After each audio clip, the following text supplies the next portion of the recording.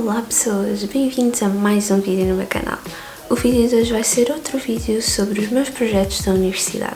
Eu tive uns projetos super interessantes e eu acho que ficaram super bem, por isso eu vou-vos mostrar alguns desses projetos e eu espero que vocês gostem. Eu vou começar pela cadeira de tipografia.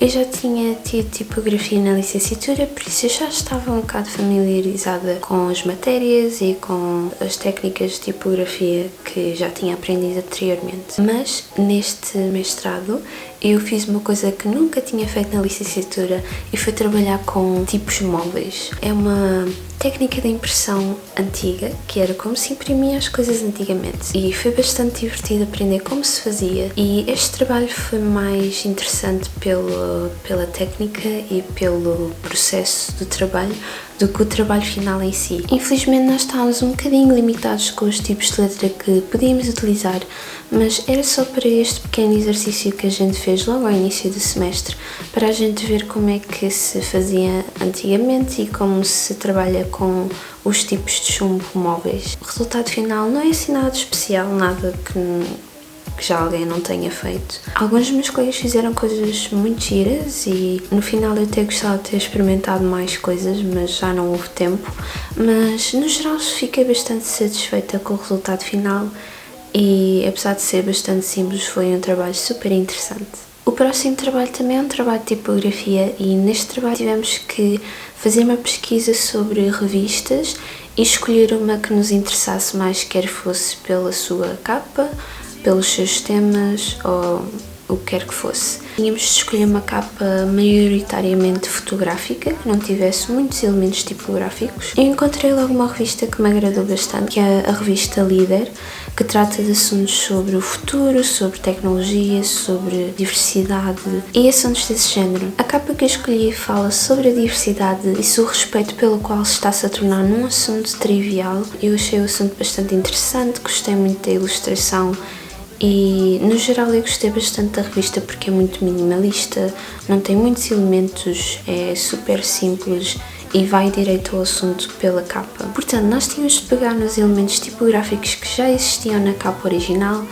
e torná-los somente numa capa tipográfica. A maneira como eu escolhi fazer isso foi com lettering à mão. Comecei maioritariamente pelo assunto principal, que é a primeira chamada. Portanto, a maneira que eu fiz para ilustrar o assunto foi com um cubo. Eu estive a ler um pouco o artigo que fala na revista e outros artigos da revista que tratavam sobre esse assunto. Eles trataram a diversidade como algo que tem muitas facetas e muitas partes.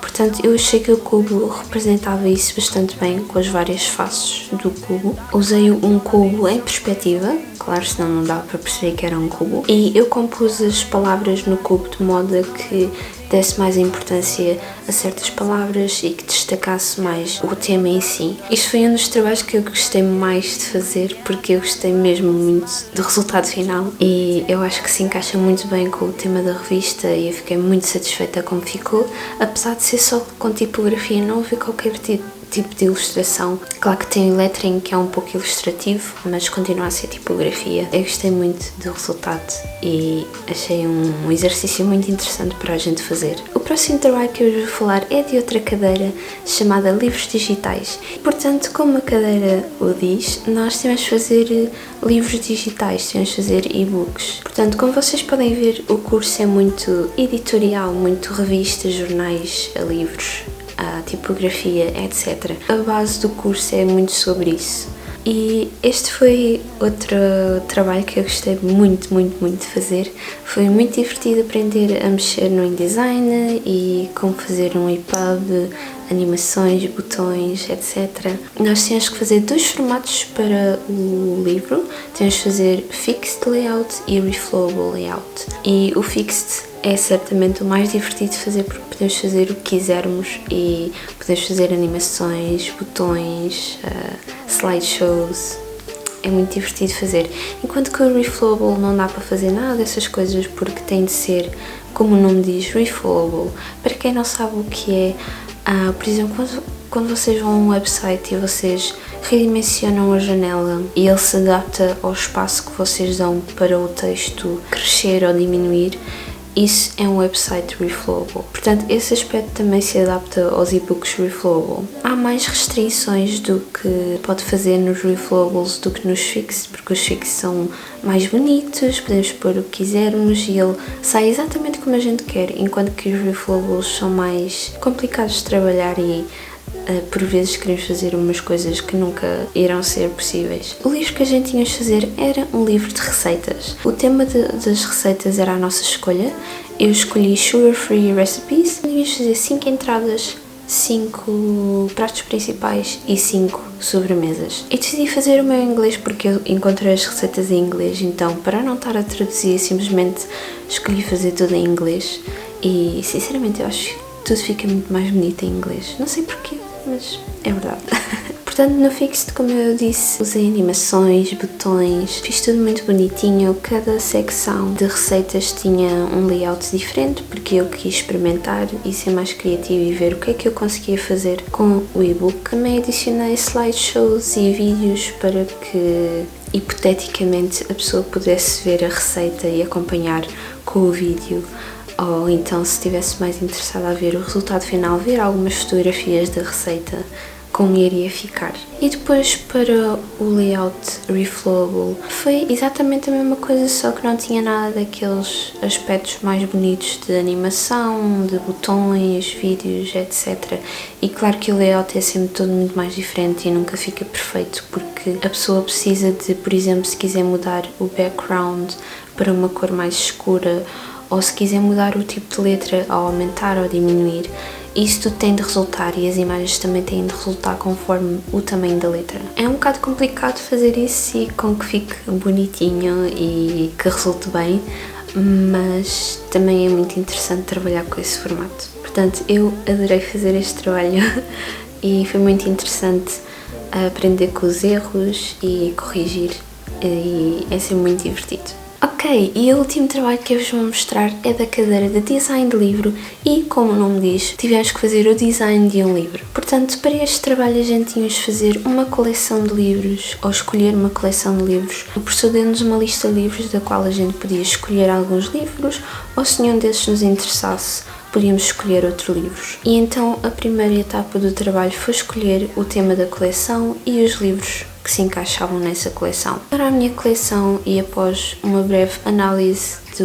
da lista que o professor nos deu, eu reparei que muitos desses livros falavam sobre o mar ou aventuras no mar ou tinham o mar algures no livro e na história. E portanto, como é óbvio, eu escolhi o tema da minha coleção ser sobre o mar ou sobre a água, como vocês queiram interpretar. E após essa escolha eu também achei muito interessante, porque para nós portugueses o mar é um tema muito próximo de nós, por causa dos descobrimentos e como o nosso país é rodeado por muito mar e oceano, achei que era um tema muito nostálgico. E pegando nessa palavra, é exatamente o que eu quis com esta coleção, que fosse uma coleção nostálgica, que nos levasse numa aventura ao passado e que nos fazia relembrar da nossa infância ou da nossa juventude e desses livros e dessas histórias. Eu não vos vou aborrecer com as características técnicas do livro, mas tivemos de fazer toda uma pesquisa e toda uma análise de tipos de letra, de espaçamentos, de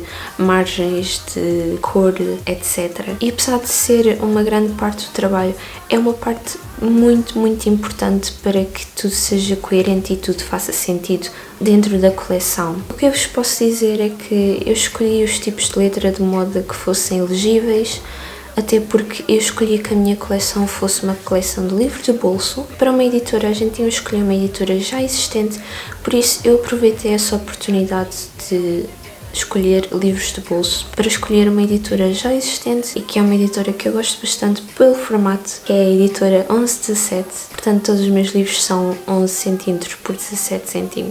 Foi a altura de então fazermos mais uma escolha. Os livros que eu escolhi para representar a minha coleção foi a Moby Dick, as Histórias da Terra e do Mar e a Mensagem.